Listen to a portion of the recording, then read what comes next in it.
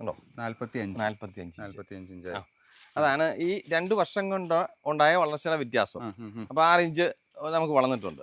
ഈ ശരിക്കും പറഞ്ഞു കഴിഞ്ഞാൽ 9 വർഷം കൊണ്ട് ആണ് ഈ വളർച്ച വന്നേക്കുന്നത്. ഓർത്തണം, 9 വർഷം വീണ്ടും വന്നിട്ടുണ്ട്. ആട് തേക്ക് വാങ്ങിച്ചു എന്ന് പറഞ്ഞിട്ടാണ് കമന്റ് വരുന്നത്. അവരവരുടെ പറമ്പിൽ കൃഷി ചെയ്യട്ടെ, അല്ലാതെ ഞാൻ വേറെ ഒരു ഓഫറും ഞാൻ പറയുന്നില്ലല്ലോ. ആരുടെയും പറമ്പിൽ കൊണ്ടുവന്ന് വെച്ച് കൊടുക്കാമെന്നോ അവരുടെ പൈസയോ വേറെ ഒന്നും. ഞാനൊരു തൈ നല്ലത് കൊടുക്കുന്നു, അതിനുള്ള തൈ ഒരു മിനിമം പൈസ ഞാൻ വാങ്ങിക്കുന്നു. അതിന്റെ അപ്പുറത്തേക്ക് വേറെ ഒരു സംഭവം ഞാൻ ചെയ്യുന്നില്ല. ഇതിന്റെ ഗുണങ്ങൾ എന്ന് പറയുന്നത് എല്ലാം ഒരേപോലെ വളർന്നു വരും. സാധാരണ തേക്കിനെയും വെച്ച് ഇരട്ടി വളർച്ചയുണ്ട്. 10 തൈ വാങ്ങിച്ച് വയ്ക്കട്ടെ വെച്ചിട്ട് ഞാൻ പറയുന്ന രീതിയിൽ കൃഷി ചെയ്തിട്ട് അത് വളർന്നില്ല എങ്കിൽ അവരുടെ മുഴുവൻ ചെലവും ഈ 10 തൈയും അതിന്റെ അവർക്ക് വന്ന മുഴുവൻ ചെലവും ഞാൻ തിരികെ കൊടുക്കും. സാർ നമസ്കാരം. നമസ്കാരം. വാർത്തകള് സുഖമായിട്ട് പോയിക്കൊണ്ടിരിക്കുന്നു. നമ്മളിപ്പോ 2 വർഷത്തിന് ശേഷമാണ് നമ്മുടെ നഴ്സറിയിലേക്ക്. അതെ 2 വർഷമായി. അതായത് ആദ്യം നമ്മളെ വീഡിയോ ചാനൽ ആദ്യമായിട്ട് കാണുന്ന ആൾക്കാർക്ക് വേണ്ടിയിട്ട് നമ്മളൊന്ന് പരിചയപ്പെടുത്താവോ? എൻ്റെ പേര് സോജൻ. ഞാൻ തലപ്പലം സർവീസ് സഹകരണ ബാങ്കിൽ ജോലി ചെയ്യുന്നു. അതോടൊപ്പം എൻ്റെ ഭാര്യ ഈ കരോട്ടുകിഴക്കിൽ ടിഷ്യൂ കൾച്ചർ തേക്ക് നഴ്സറി ഈരാറ്റുപേട്ട പ്രവിത്താനം റോഡിൽ പ്ലാസ്നാൽ എന്ന് പറയുന്ന സ്ഥലത്ത് നടത്തുന്നു. അതായത് കേരളത്തിലെ ആദ്യത്തെ ടിഷ്യൂ കൾച്ചർ കർഷകനാണ് ഞാൻ. അതറിഞ്ഞിട്ടാണ് നമ്മൾ അന്ന് ആദ്യമായിട്ട് ഒരു വീഡിയോ ചെയ്യാനായിട്ട്. അതെ. ഇപ്പൊ നമ്മളെ വീഡിയോ ഒത്തിരി ആൾക്കാരിലേക്ക് എത്തി. അതിന് ഒരുപാട് നല്ല കമന്റ് വന്നിട്ടുണ്ട്, നല്ല റെസ്പോൺസ് വന്നിട്ടുണ്ട്. അതുകൂടാതെ തന്നെ ഒരുപാട് നെഗറ്റീവ് അതിന്റെ ഇടയിൽ അതുകൊണ്ട്. അപ്പോൾ പൊതുവെ ഈ രംഗത്തിനെ കുറിച്ച് അറിയാത്ത ആൾക്കാരാണ്. പഴയ തേക്ക്, അതായത് ടിഷ്യൂ കൾച്ചർ തേക്കല്ല, സാധാ തേക്ക് വെച്ചിട്ട് പരാജയപ്പെട്ട ആൾക്കാരും ആ പരാജയം കണ്ടിട്ടുള്ള ആൾക്കാരാണ് ഇതിനെ കുറിച്ച് നെഗറ്റീവ് പറയാം. അപ്പോൾ അതിനെ കുറിച്ച് സാറിന് എന്താണ് പറയാനുള്ളത്? അത് എന്നാന്ന് വെച്ചാൽ ഹിരോഷെ, ഒന്നാമതായി ഫസ്റ്റിലെ വരുന്നത് എൻ്റെ തോട്ടം വന്ന് കാണാനാണ് ഞാൻ ആദ്യമേ പറയുന്നത്. ഞാൻ 10, 7, 6 വർഷങ്ങളിലുള്ള പ്രായമായ തേക്കിൻ തോട്ടം എൻ്റെ പുരയിടത്തിലുണ്ട്. അതുകൂടാതെ ഞാൻ കൊടുത്ത തൈ വിറ്റ് 9 വർഷവും 6 വർഷവുമായ തോട്ടം, ഒരു 4 ഏക്കർ തോട്ടം ഈ നഴ്സറിയുടെ തൊട്ടടുത്തുണ്ട്. അപ്പം ഇത് വന്ന് കാണാനാണ് ഞാൻ ആദ്യമേ അവരെ ക്ഷണിക്കുവാണ്. ഈ വിമർശനത്തിന് നമുക്ക് ഇരോഷ് തന്നെ വന്ന് 2 വർഷം മുമ്പ് വന്ന കുറച്ച് മരങ്ങൾ അളന്നായിരുന്നു. അതേ മരങ്ങൾ തന്നെ നമുക്കിപ്പോൾ അളന്നു നോക്കാം. അപ്പോൾ ഈ 2 വർഷത്തെ വളർച്ചയുടെ വ്യത്യാസം എത്ര വളർന്നിട്ടുണ്ട് എന്ന്, പിന്നെ തോട്ടത്തിൻ്റെ മൊത്തത്തിലുള്ള വ്യൂവും അത് കണ്ടു കഴിയുമ്പോൾ നമുക്കറിയാമല്ലോ ഈ വളർച്ചയുടെ വ്യത്യാസം എങ്ങനെയുള്ളത്. ഇതിൻ്റെ ഗുണമെന്ന് പറയുന്നത് എല്ലാം ഒരേപോലെ വളർന്നു വരുന്നു എന്നുള്ളതാണ്. സാധാരണ തേക്ക് ഒരിക്കലും ഒരേപോലെ വളർന്നു കിട്ടത്തില്ല. എത്ര മാത്രം നമ്മൾ നോക്കിയാൽ പോലും സീഡ് മുളപ്പിക്കുന്നത് അതിന്റെ പോളിനേഷൻ പല മരത്തിന്റെ ആവുമല്ലോ. അപ്പൊ അതുകൊണ്ട് പല വളർച്ചയായി പോകും. ഇത് എന്ന് പറയുന്നത് ഏതാണ്ട് എല്ലാം ഒരേപോലെ വളർന്നു വരും. നമ്മുടെ തോട്ടങ്ങളിൽ വന്നു കഴിഞ്ഞാൽ നമുക്ക് കാണാൻ പറ്റുന്ന ഒരു കാര്യം. അതായത് നമ്മൾ 2 വർഷം മുന്നേ വന്നിട്ട് തോട്ടം അളന്നിട്ടുണ്ട്. സാറിന്റെ തോട്ടം വന്ന് അളന്നിട്ടുണ്ട്. അതിന്റെ ഒരു അതുപോലെ തന്നെ നമ്മൾ കൊടുത്ത കർഷകന്റെ തൊട്ടപ്പുറയുള്ള അതും അളന്നിട്ടുണ്ട്. അത് നമുക്ക് അളന്നു നോക്കാം. അതായത് നമ്മൾ നേരിട്ട് കാണിച്ചു കൊടുക്കുകയാണ്. 2 വർഷത്തെ വളർച്ച നമുക്ക് വ്യത്യാസം നമ്മൾ കാണിച്ചു കൊടുക്കുക. ഈ നെഗറ്റീവ് പറയുന്ന ആൾക്കാരൊന്ന് ജസ്റ്റ് അത് ഒന്ന് കണ്ടോട്ടെ. പഴയ വീഡിയോ ഒന്ന് കാണുമ്പോൾ അവർക്ക് അറിയാം. അവരല്ലെങ്കിൽ അവരെ ഞാൻ ക്ഷണിക്കുക. അതെ, ഇവിടെ വന്ന് നേരിട്ട് നമുക്ക് നേരിട്ട് ടോക്ക് ചെയ്യാം, ഒരു കുഴപ്പമില്ല. അതെ, അതിന് പിന്നെ നമുക്ക് കുറച്ച് തൈകളും ഈ ടിഷ്യൂ കൾച്ചറിന്റെ പ്രത്യേകതകളും കാര്യങ്ങളും ഒന്ന് പറഞ്ഞു തരാമല്ലോ. ടിഷ്യൂ കൾച്ചർ തേക്ക് ഏറ്റവും നല്ല മദർ പ്ലാന്റിന്റെ കൂമ്പിൽ നിന്നും നല്ല സയന്റിസ്റ്റിനെ വെച്ച് സീമ ബയോടെക്, ഇന്ത്യയിൽ ഏറ്റവും കൂടുതൽ തേക്ക് കൾച്ചർ ചെയ്യുന്നത് സീമ ബയോടെക്കിലാണ്. അവിടെ നിന്നാണ് തൈകൾ ഞാൻ എടുക്കുന്നത്. അവരുടെ ഓതറൈസ്ഡ് കേരളത്തിലെ ഡീലറാണ് ഞാൻ. അപ്പോൾ അവര് ഏറ്റവും കൂടുതൽ ഇന്ത്യയിൽ ഏറ്റവും കൂടുതൽ തേക്ക് അവരാണ് ഉൽപ്പാദിപ്പിക്കുന്നത്. അവരുടെ തൈക്ക് ആണ് ഏറ്റവും വിശ്വാസ്യതയുള്ളത്. അതെ, സീമ ബയോടെക് എന്ന് പറഞ്ഞാൽ പൂനെ കൊലാപ്പൂരാണ്.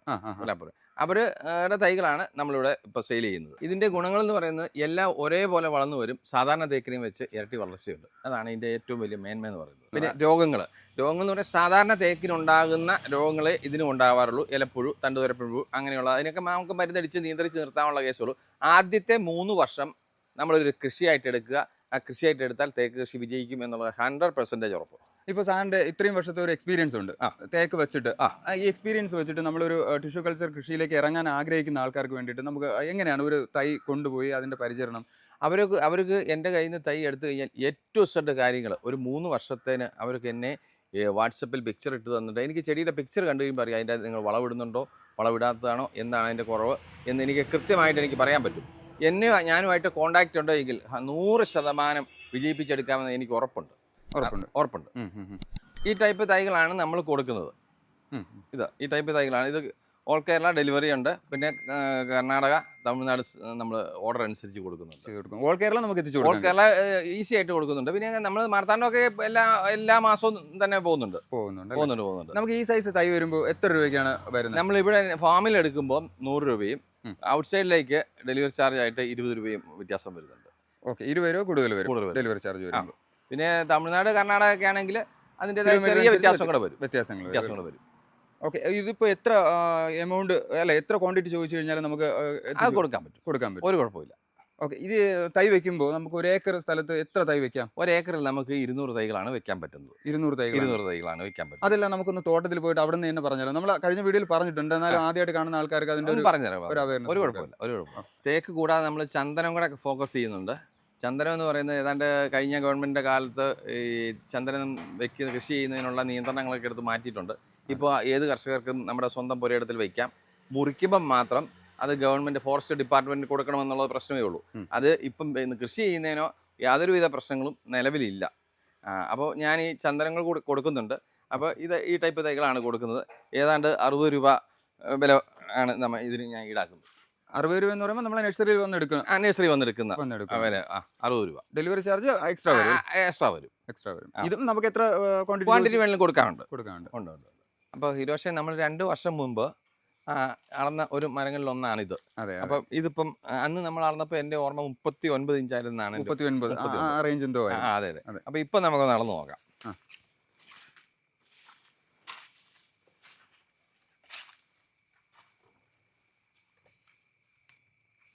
ഉണ്ടോ? 45 ഇഞ്ച്. അതാണ് ഈ 2 വർഷം കൊണ്ട് ഉണ്ടായ വളർച്ചയുടെ വ്യത്യാസം. അപ്പൊ 6 ഇഞ്ച് നമുക്ക് വളർന്നിട്ടുണ്ട്. അപ്പൊ ഇത് തേക്ക് എന്ന് പറയുന്നത് എങ്ങനെയാന്ന് ചോദിച്ചു കഴിഞ്ഞാൽ ആദ്യത്തെ ഒരു 2-3 വർഷത്തേന് ഒരു 5 ഇഞ്ച് 6 ഇഞ്ചൊക്കെ വളർച്ച കാണിക്കും. ആദ്യത്തെ ഒരു 3-4 വർഷത്തേന്. അത് കഴിഞ്ഞിട്ട് പിന്നീടുള്ള വളർച്ചയിൽ ഇത്രയും വലിയ വണ്ണം കവർ ചെയ്ത് പറഞ്ഞല്ലോ, സ്ലോ ആയിരിക്കും. അപ്പൊ നമുക്ക് 20, അതിനാണ് നമ്മൾ 20 വർഷത്തെ മച്യൂരിറ്റി പീരീഡ് പറയുന്നത്. 20 വർഷം കൊണ്ട് 60 ഇഞ്ചാണ് പറയുന്നത്. 60 ഇഞ്ച്. അപ്പൊ ഇപ്പൊ ഈ ഗ്രോത്ത് കാണിച്ചാൽ അതിന് മുമ്പ് തന്നെ ഇതൊക്കെ ആവും. 60 ഇഞ്ച് അതിന് മുന്നേ ആവും, ഉറപ്പായിട്ടും ആവും. ഇപ്പോൾ നമ്മൾ സാധാ തേക്ക് വയ്ക്കുന്നതും ടിഷ്യൂ കൾച്ചർ തേക്കും വയ്ക്കുന്നതും തമ്മിൽ എത്ര വർഷം കൊണ്ട് നമുക്ക് ഇതിന്റെ ആദായം കിട്ടും? സാധാരണ തേക്ക് എന്ന് പറയുന്നത് ഒരു 30-35 വർഷം ആകാതെ നമുക്ക് മിനിമം 35 വർഷം ആകാതെ മുറിക്കാൻ പറ്റത്തില്ല. ആ വണ്ണം വരും. ആ വണ്ണം എത്ര 60 ഇഞ്ചിലേക്കൊക്കെ പറഞ്ഞാല് ഇതെന്ന് പറയുന്നത് നമ്മൾ ഒരു 20 വർഷമാണ് പറയുന്നത്. വെറും 20 വർഷം. അപ്പോൾ ഇതിനകത്ത് വേറൊരു കാര്യമാണ്, 20 വർഷം കൊണ്ട് നമ്മൾ നല്ല വെളിച്ചോളെടുത്ത് വേണം നടാന്. പിന്നെ ആണ്ടിൽ 1-2 തവണ കോഴികളോ ചാണകപ്പൊടിയോ ഒക്കെ എന്തെങ്കിലും ഇട്ട് കൊടുക്കുക. അപ്പൊ ഇതിന് ഇടയ്ക്ക് നമുക്ക് കൃഷി നമുക്ക് വേണമെന്നുണ്ടെങ്കിൽ നമുക്ക് ഓരോരുത്തരുടെ അഭിരുചി അനുസരിച്ച് കാപ്പിയോ കൊക്കോയോ കുരുമുളകോ അങ്ങനെ ഏതെങ്കിലുമൊക്കെ ഇടവിളയായിട്ട് ചെയ്തു കൊടുക്കാം. ഞാൻ ഈ വർഷം മുതൽ ഞാൻ കാപ്പി കുറച്ച് റോബസ്റ്റ കാപ്പി നട്ടിട്ടുണ്ട്. ഇത് കണ്ടോ? അതെ, ഞാൻ വന്നപ്പോൾ ശ്രദ്ധിച്ചായിരുന്നു. കാപ്പി വെച്ച് വരിക. അപ്പോൾ ഒരു ഇടയ്ക്ക് നമുക്ക് ഇൻകം ഉണ്ടാവുമല്ലോ. അതെ, അതായത് ഇപ്പൊ തോട്ടം വെറുതെ കിടക്കണോ? ഇത്രയും വർഷം 20 വർഷം വെറുതെ തോട്ടം കിടക്കുന്ന കാര്യമില്ല. നമുക്ക് കാപ്പിയൊക്കെ നമുക്ക് ഇതിനകത്തോട്ട് നടുന്നതിന് ഒരു കുഴപ്പമില്ലല്ലോ. ഇടവിള ഈ നടുന്നതുകൊണ്ടൊന്നും തേക്കിന് ബാധിക്കുന്നില്ല. ഒന്നുമില്ല. നമ്മൾ ഇച്ചിരി വളം ഇതിന് ഇട്ട് കൊടുക്കുമ്പോൾ അത് തേക്കിനോട് ഗുണമാകുള്ളൂ. അതെ അല്ലേ? ഇപ്പൊ തേക്ക് നട്ട് നമ്മളിപ്പോ കുഞ്ഞു തേക്ക് നട്ടിട്ട് എത്ര ഹൈറ്റ് എത്തിയതിനു ശേഷം നമുക്ക് ഇടവിള ചെയ്തു തുടങ്ങാം? നമുക്ക് 2 വർഷമാകുമ്പോൾ ചെയ്യാമല്ലോ. 2 വർഷമാകുമ്പോൾ സുഖമായിട്ട് 2 വർഷമാകും. പക്ഷേ ഇത് അതുപോലെ തന്നെ വേറൊരു മരമാണ്. നമുക്ക് ഇതുകൂടെ ഒന്ന് അളന്ന് നോക്കാം.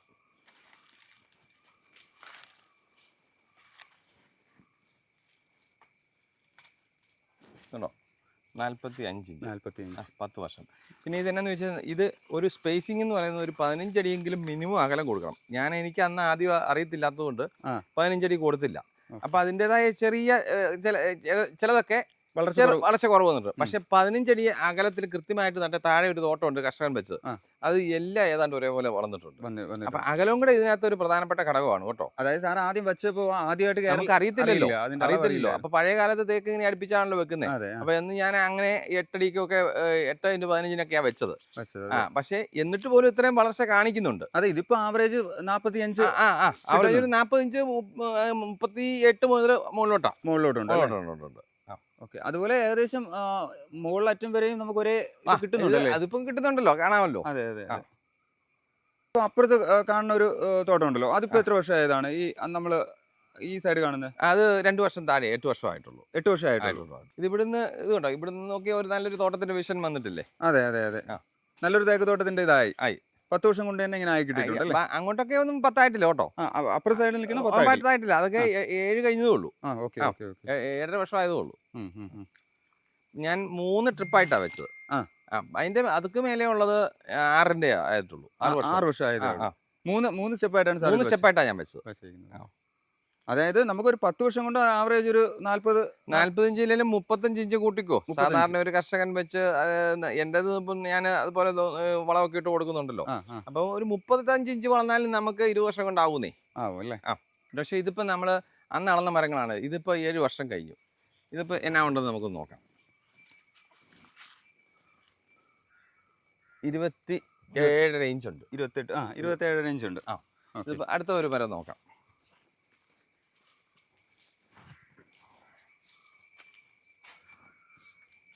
അതുകൊണ്ട് 27 ഇഞ്ച് ഉണ്ട്. ഒന്നുകൂടെ നോക്കാം.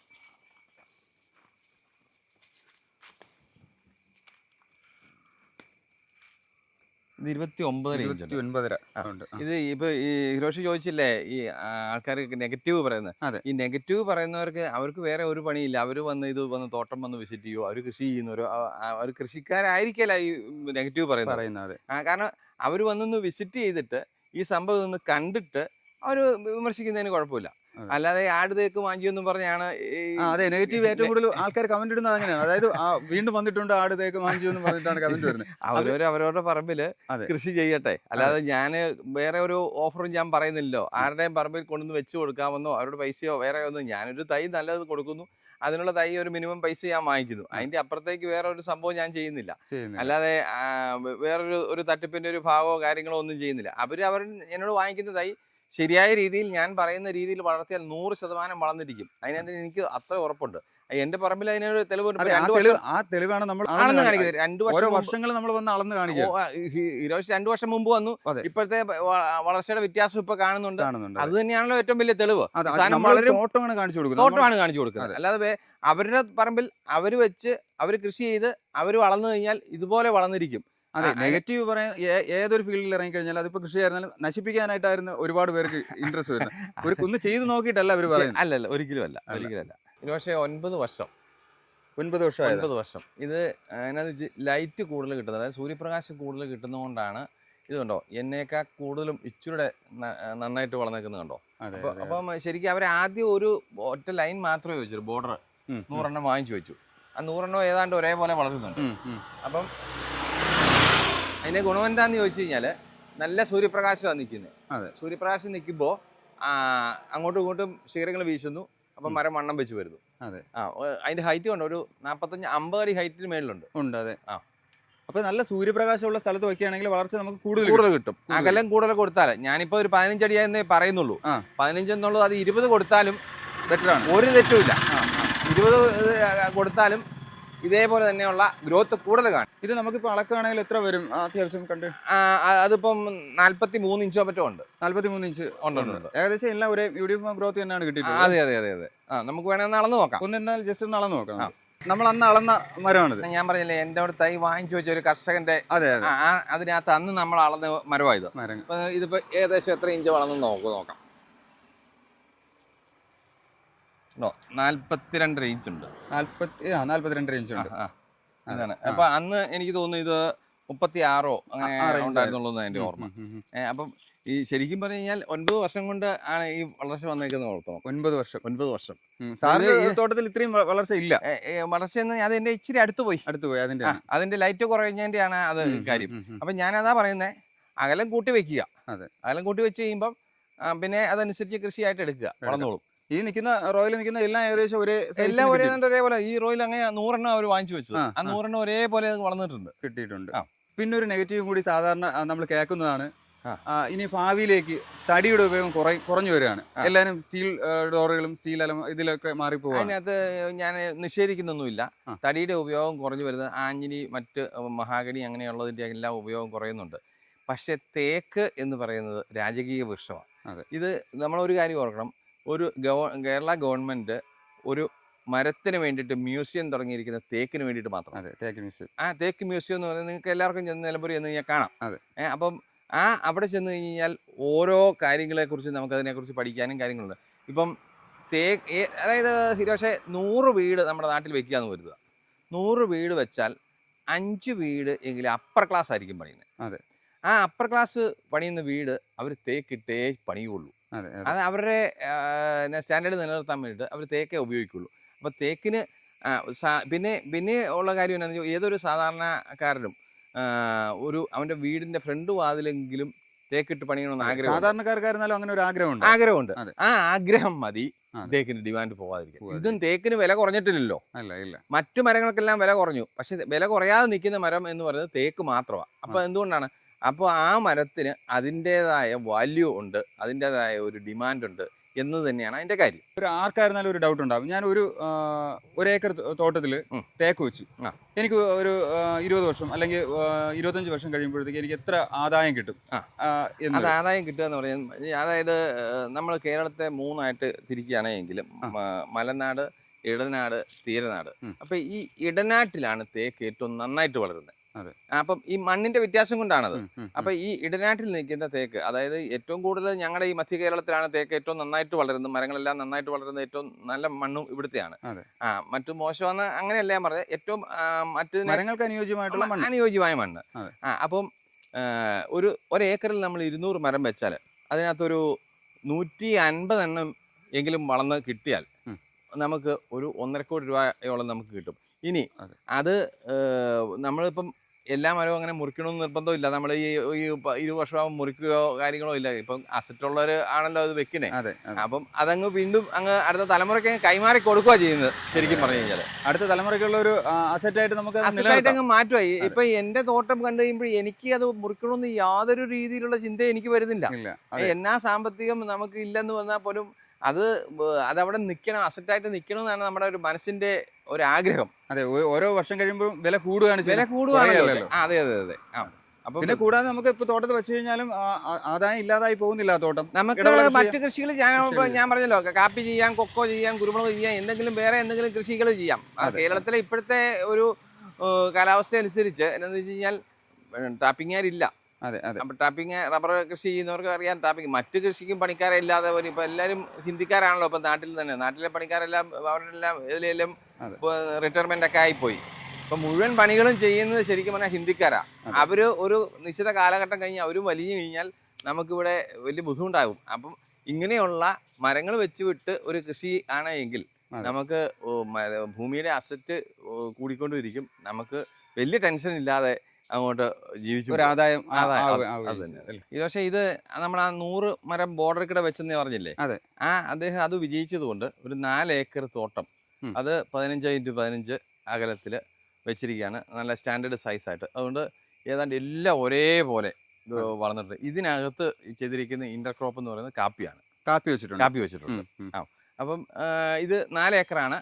ഇതിപ്പോ ഈ എല്ലാവരും ഒരു സംശയമുണ്ട്, ഈ മരം കോതണോ അതൊരു സംശയമുണ്ട്. അതൊരു ഇതുണ്ടോ, ഉണങ്ങിപ്പോകുന്നുണ്ടോ? മരം വളരുന്നതനുസരിച്ച് ഈ അടിപ്പൊക്കെ ഉണങ്ങി പോകും. അതായത് നമ്മൾ മരം കോതേണ്ട കാര്യം കവര തിരിഞ്ഞു വന്നാൽ മാത്രം കോതിയാൽ മതി, അല്ലെങ്കിൽ കോതരുത്. മരങ്ങള് ഇലകളുണ്ടെങ്കിലേ ഫോട്ടോസിന്തസിസ് നടക്കും, ഒരു വണ്ണം വെക്കുകയുള്ളൂ. വനത്തിൽ ആരെങ്കിലും കോതുന്നുണ്ടോ? ഇങ്ങനെയൊക്കെയുള്ള ഓരോ സംശയങ്ങളും എന്നോട് അവർ ചോദിക്കുന്നത്, എൻ്റെ കസ്റ്റമേഴ്സ് ചോദിച്ചു കഴിഞ്ഞാൽ കൃത്യമായിട്ട് ഞാൻ മറുപടി പറഞ്ഞു കൊടുക്കും. പിന്നെ ഞാൻ വീണ്ടും ഈ ഹിരോഷി പറഞ്ഞ പോലെ ഒരു നെഗറ്റീവ് പറഞ്ഞവരോട് എനിക്ക് ഒന്നേ പറയാനുള്ളൂ. അവർ വന്ന് എൻ്റെ കയ്യിൽ നിന്ന് ഒരു 10 തൈ വാങ്ങിച്ച് വെച്ചിട്ട് അത് വളർന്നില്ല, പറയുന്ന അകലം പാലിച്ച് കറക്റ്റ് ഞാൻ പറയുന്ന രീതി വളം ചെയ്ത് കഴിഞ്ഞാൽ വളർന്നില്ല എങ്കിൽ അവരുടെ മുഴുവൻ ചെലവ് ഞാൻ തിരികെ കൊടുക്കാം. വെല്ലുവിളി.